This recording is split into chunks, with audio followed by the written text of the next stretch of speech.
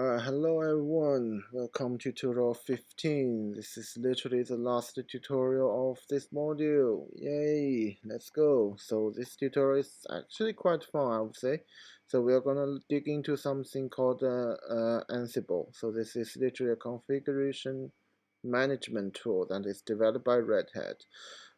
So it literally like you can batch configure like a bunch of client machines with one server with like some predefined things called playbook and rules, and you can just try to deploy them very quickly. So let's start.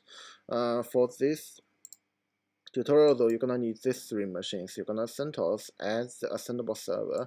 You're gonna have this like client 1, client 2 as a client machine. They're also CentOS as well.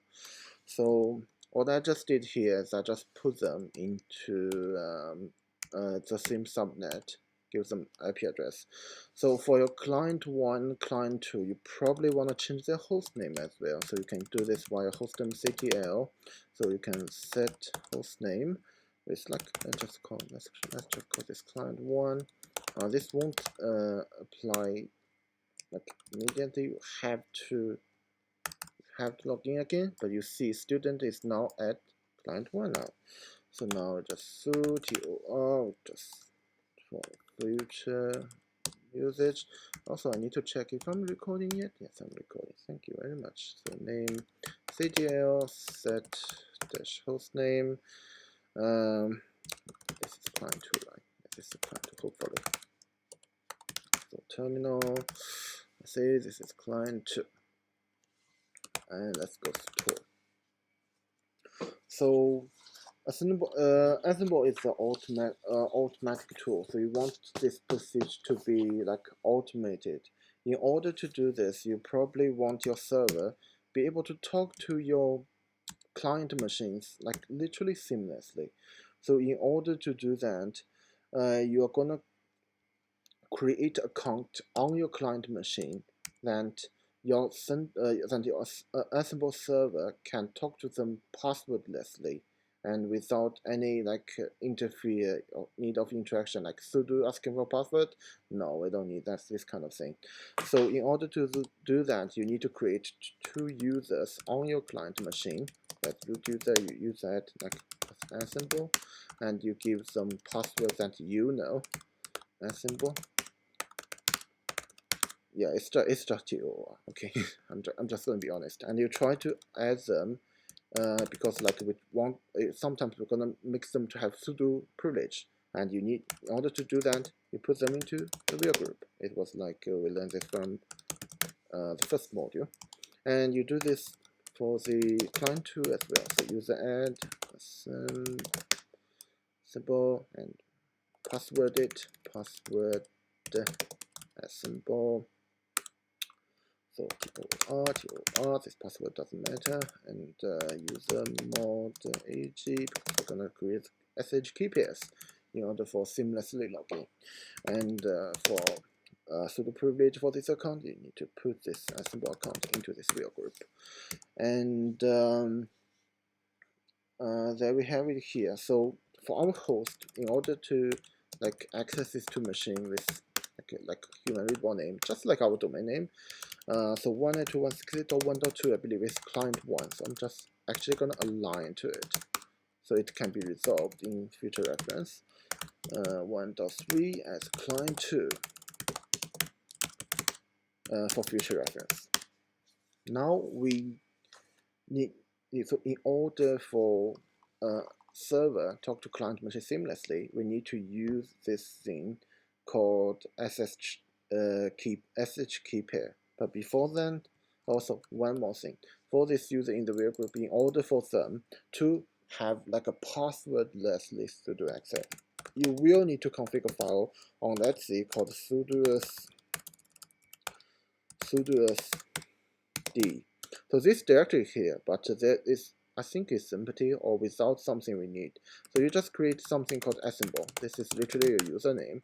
You add this thing, like if you remember sudo, we used to do something like this. So for Assemble user, all command on the all circumstance, so I can no password run all of them. This is literally, if you still remember vi sudo, you can check back to module 1. This is literally it. Vim /etc/sudo s -d, this folder. Okay, if I can spell correctly, that would be kudos. And assemble. And for assemble user, all commands group on the all circumstance, no password ever required to access more. And now is the part we're actually trying to generate this key pair. So sh key dash keygen is we generate this key so we can seamlessly log on to client machine. I probably want to give them a better name rather than ID underscore SA. Okay, so like root SSH, let's just call it assemble control, because that's what I'm using this for. So do you want to encrypt this key pair? You probably don't, because you want to automate this process. Like, you need to avoid being prompt. By the way, you're creating this for seamless connection, so just enter, leave it empty. You will have the key pair. And often you will need this command called ssh copy -id. This little tool here, you want to copy the key pair, the public key among the key pair you just created in the assignable control as the public key .pub to this assignable account on this client account. So like for client 1, probably sh to it and try to stuff the public key there and try to like put it into the authorized key stuff. And password, this is the only time you're going to use the password here. You chunk this assignable user's password here, but you chunk this key and you do this for the second client machine as well. So here we are. So from this point on, you can SSH. You use -i to specify the key you want to use. So -ssh assemble control. Here you have this assemble account on this client machine, but because you have already met the key pair, without further ado, without asking for password, you are now in client 1's environment. So this thing means you are in host. Your assemble server. This means you are on client machine, and you can actually have sudo command. You can run sudo command without being asked for a password, and you can do this thing to client 2 as well. You immediately here, and you can do any sudo command you like. Sudo ls. There's nothing here, of course. There'll be nothing shown, but there's no password asked.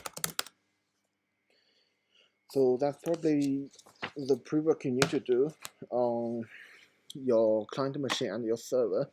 So in order to use Assemble. So now we're actually starting to configure it. So every config file goes to etc. So vim /etc, you will find this assemble folder, and there will be a host file in it. There are lots of things here, but we probably don't care. We want to create our own client groups. So we just call them clients. Just call them client 1, client 2. I'll put them in the host file before, right? And so for clients, we're gonna have some variables declared, like for assemble user, we want to declare the username we're gonna use as assemble user for each client machine, and that's gonna be assemble because we create them, right? User add assemble, that's what it's for. So assemble's SSH private key, in order to access to them, where is it? So it's under this root .ssh.assemble, sorry, there's no tab here, assemble control. It's under this folder. And you can also have, like, you can also name your group whatever you like, but it's just for you to use this. So for ad hoc commands, so command that works once, you can use this assemble command to like execute on your client machine. So -m option for assemble command means module. So you can use some modules function, and you can put some parameters in it with -a, and you give your targeted client or clients. So let's see, if I want to pin all of them, all of the clients I know client 1 and client 2, and I got pin back. So ping pong here. So excepting there's also other models, and if not lagging, okay, really good, this computer fucking hell. So other module like shell. So you can actually pass the shell command you want to run by passing the parameter. So I want to check the uptime of this machine. So I just check uptime. Remember, we defined a client group called clients, and we can try to see all the So client 1, client 2 in the clients run uptime. So they're up for like 30 minutes, and you can also let them to do some other things like maybe let them ping me. I'm the sustainable server, so I'm 1.1. Ping me 4 times, that would be good enough. And they will actually ping me, give you feedback, and give you the output. So if we want to do something, like for example, I want to start the Apache on this client machine, like service HBD start, right from the tutorial 9, literally the first thing you do in this module. So but if you still remember, this command has to be done, because this is systemctl, has to be done with sudo access. So how you gonna have sudo access? So you use -b, you become method of how to become a sudo user is sudo, and this allows you to start the HB service on this host machine. But notice there's a warning here. It means consider using service module rather than running this command, because service is actually a module already. So you just -m service. You can actually just run it, and you can pass in parameters like name of the service, HBD, and a state I want it to go, just like started, because I want to start it, right? And for all the clients. And this time it will actually, because it's already running, it will actually give you all the attributes of this service that it's running. And so now you started Apache. If you use Firefox, like, okay, if Firefox could be faster, that'd be. I'm not gonna do this cringe thing anymore. So if I start Firefox, so remember one of my client that Apache has been started on, 1.2, but you cannot visit. But that is correct, because remember, you still haven't punched the hole on the firewall CMD stuff. And we can actually automate this process via predefined script of assemble. It's called playbooks. So anywhere you like, I'm just gonna use root users like home folder. I'm gonna create this thing called firewall up.yaml. So YAML is the configuration management file with indentation sensitive that we all like we mentioned in the Docker. So if you are using Vim, I do suggest you config under your host file, under your home directory of your current user. Create this .envc file. Try to set expand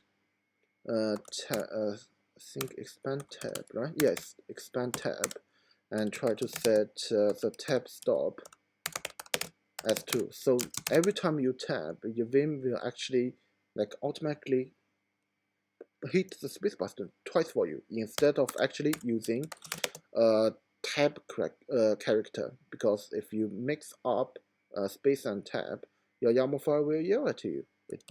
Because it's indentation sensitive. So you can also put smart indent up, so you automatically have auto completed indentation.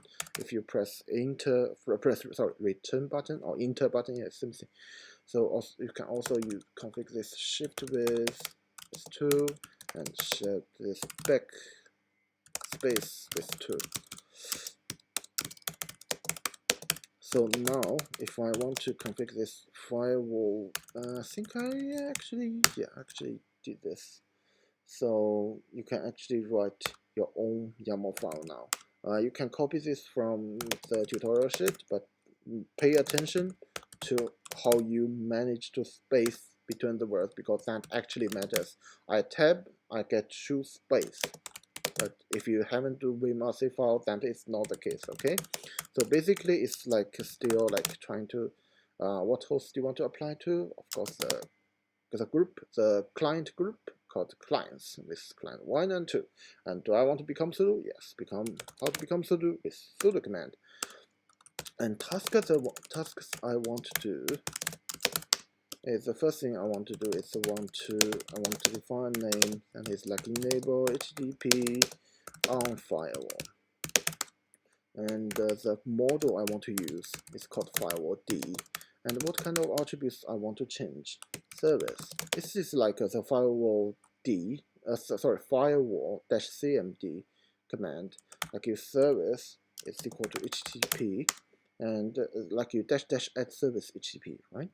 So like a zoom, so --zoom equal to public, but now it's just colon public, and --permanent. It's now just a bling with the entry. You just put it like yes.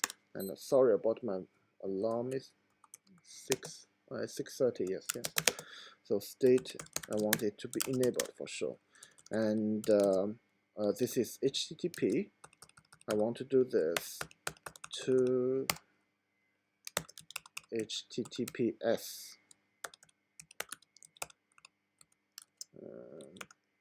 Damn, I'm sleepy.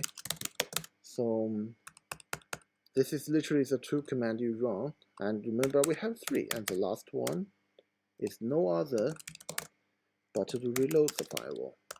Firewall -cmd --reload, right? Remember, so firewall, and the command you want to use is, you just literally put the command here. So firewall -cmd -reload. So this actually reload, execute the reload command. So now you can try to run this playbook. So predefined script they call playbook with the assignable playbook command with firewall up YAML file. So we have an error here, and it's okay. The offending line seems to be here, so could not find expected colon. Let's see what is going on here. So name firewall deployment. What is the line? I don't remember. So service HTTPD. I can't find the line here. Yeah, of course, because model needs to be columned. It's a keyword. Didn't mean here.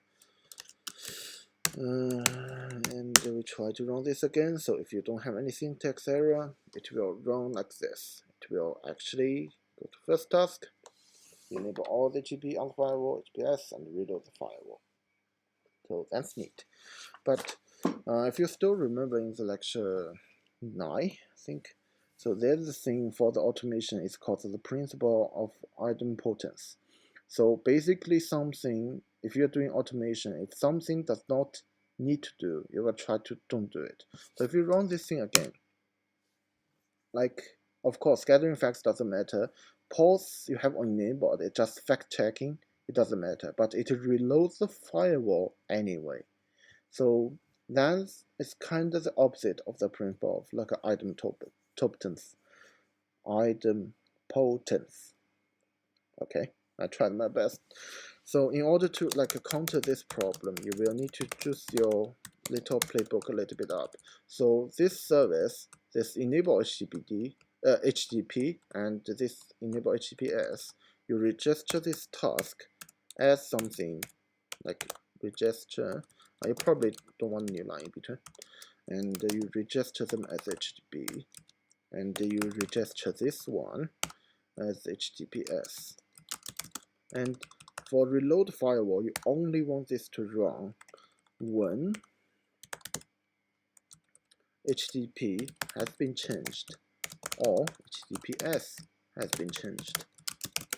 And if you do this, if you check on the firewall YAML, no, sorry, if you check on the, if you run the playbook again, you will see, of course, other things won't change, but for the firewall reload, it becomes skipping.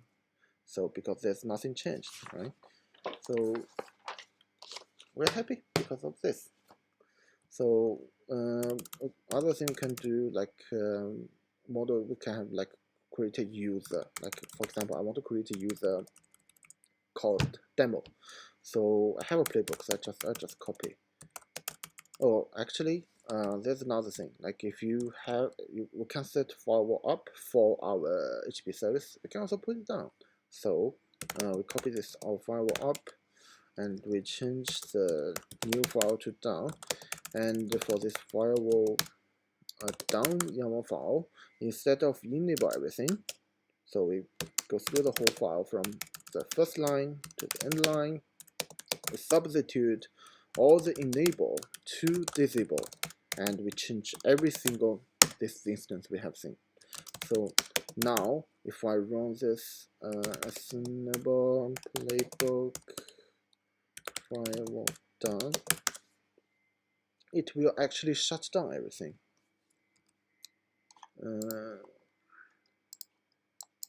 It will actually shut down everything. So you can see this web page is not working. 192.168.1.3 does not work. Just in case, because we have something later, we could preferably we want this thing to be running.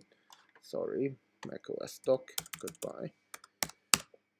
And we haven't seen the effect of the firewall lifting actually. So we want to do this again. So now if we refresh, it's using HTTPS, but you just remove this thing, it works. And now because the firewall has been lifted, so everything is working. Now we are trying to create an account using the user model with the assemble playbook. So let's just copy a book. Let's just copy a book, whatever that thing is. We just call it the make demo account.yaml file, and we'll just edit this file. So of course this thing does not change, but task this time, I just want to create a demo file. So I just want to create, sorry, demo user, create demo user, and probably don't need everything from this onwards. So bye. The model I'm gonna use is called user. I'm gonna give it like a username. That's needless to say, it's gonna be demo because that's the user I'm gonna create. It's just for this password thing.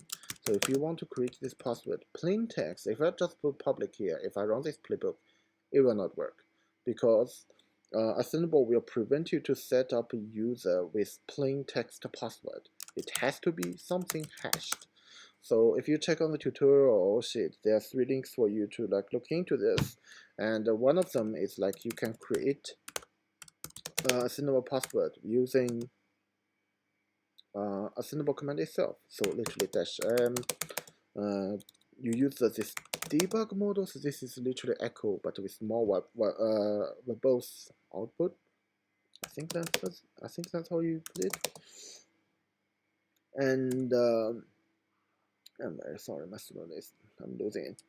So -e for the parameter for this model. So this time I want to give it a message. This message is this message. So let's see the password I want to put it in is tool1,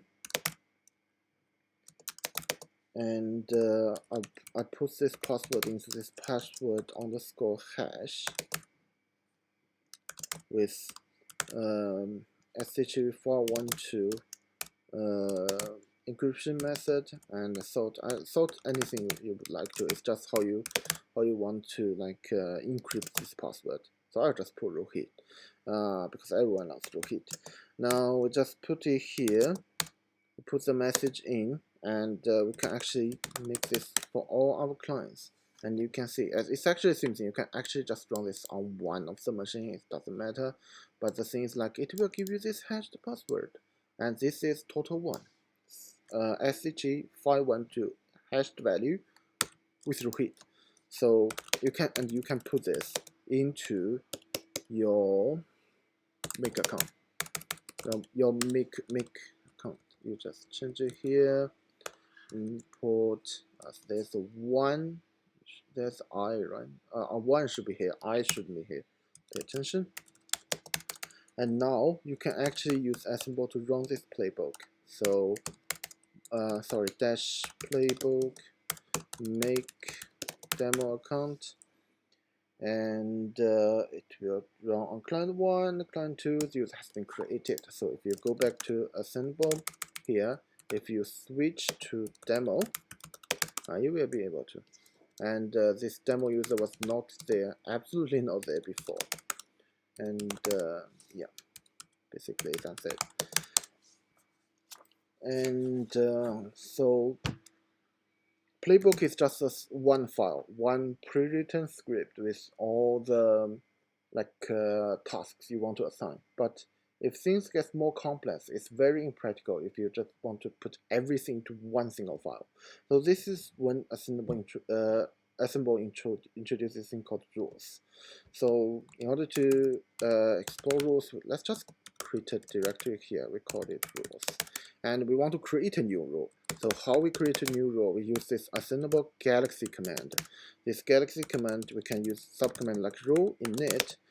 Rule we want to actually set up on, like maybe vhost, and it will create a subfolder called vhost with the role you want.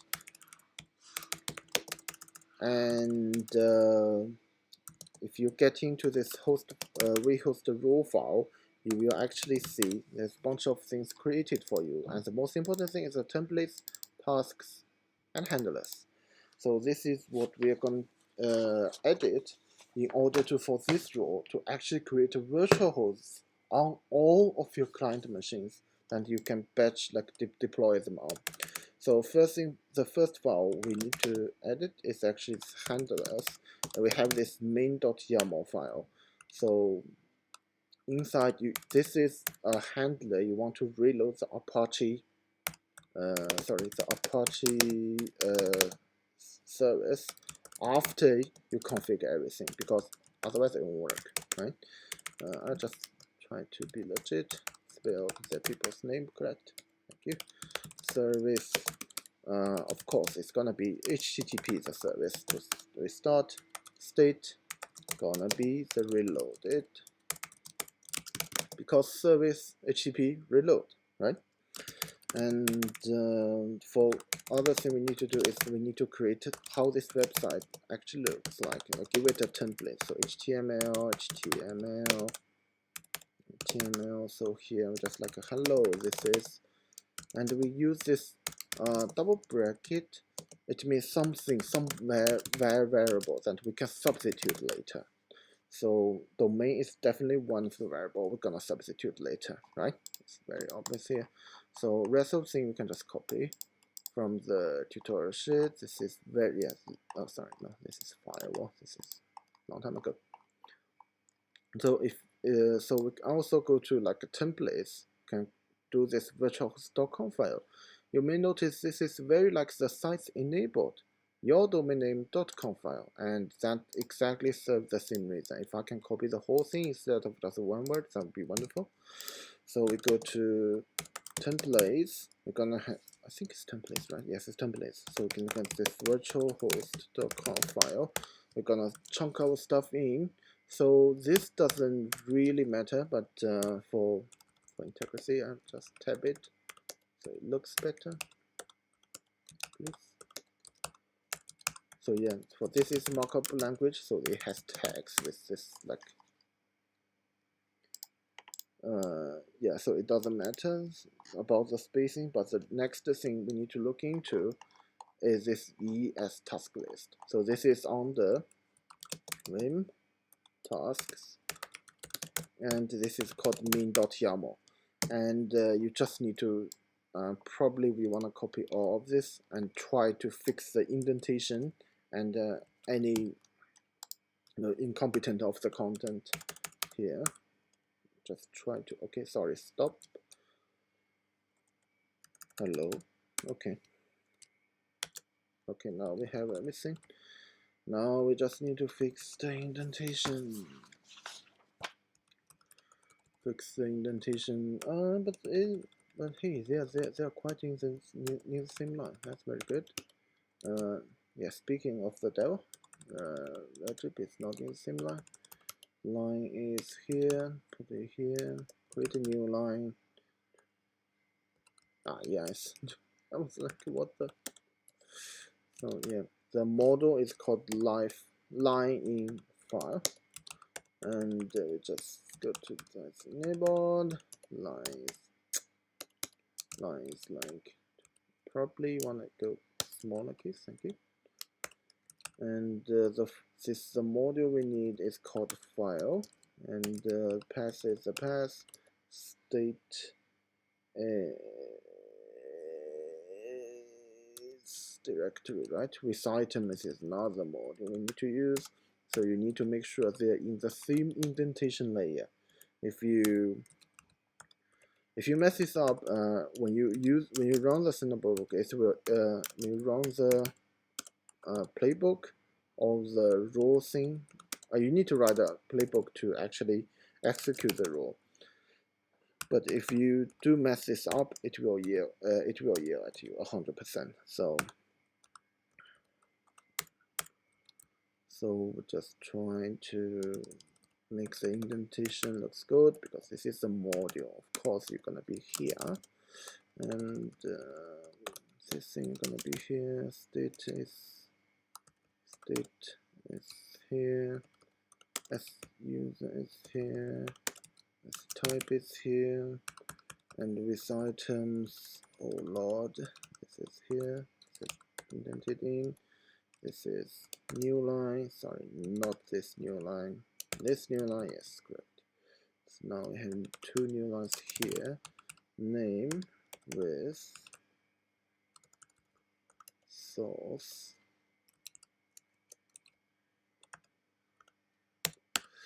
Template is the module I want to use.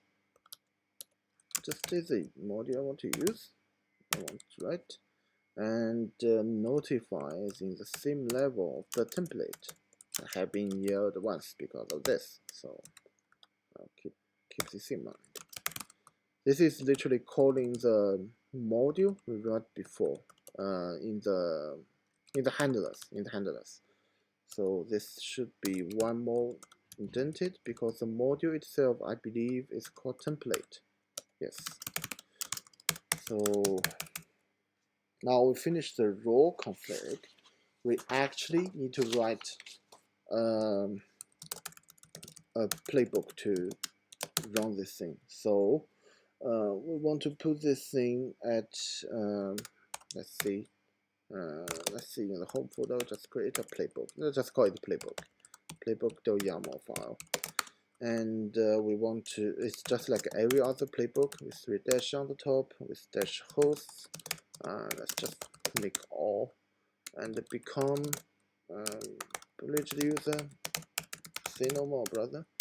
And the rules you want to assign is the vhost rule you want to use, and the variables you want to apply, and you want to set. So this is basically the variables in the bracket before you using the template and the configuration file that you want to submit, that you want to substitute.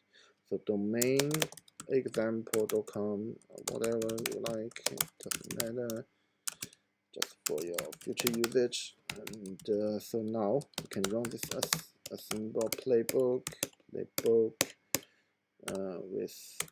playbook.yum.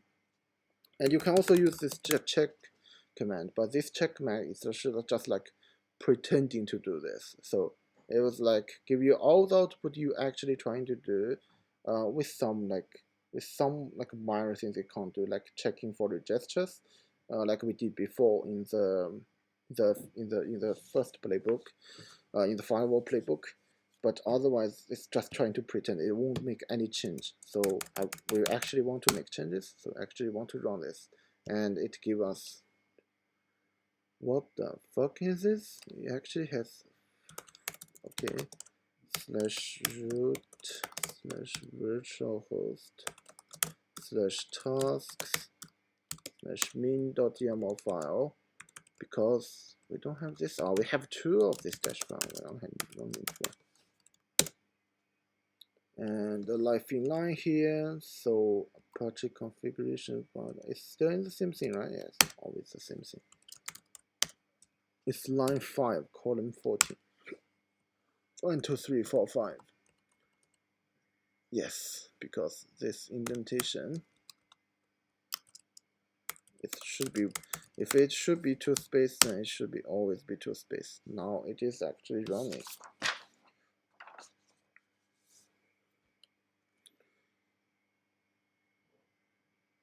So it is actually doing all the process you did in tutorial 9, but completely automatic. So now, if you check host file, so we set up example.com as virtual host on both our web servers for client 1 and 2. So to go to our host file, if we set this example.com to anyone, example.com, let's see, just set it to client 1. Thank you.